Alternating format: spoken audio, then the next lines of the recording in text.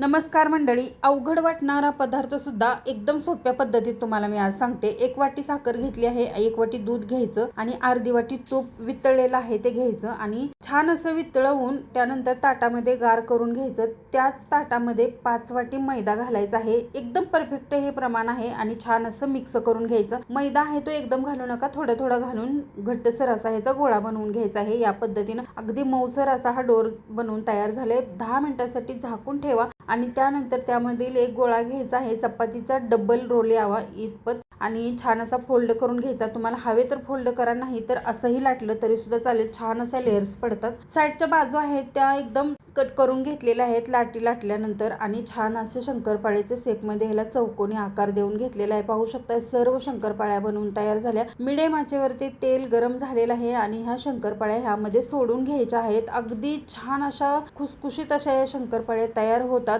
तेलामध्ये तर अजिबात विरघळत नाहीत। हे प्रमाण जे आहे तुम्हाला सांगितलेलं अगदी परफेक्ट आहे। तुम्ही नक्की हे ट्राय करून बघा आणि कमेंट करून सांगायला विसरू नका। धन्यवाद।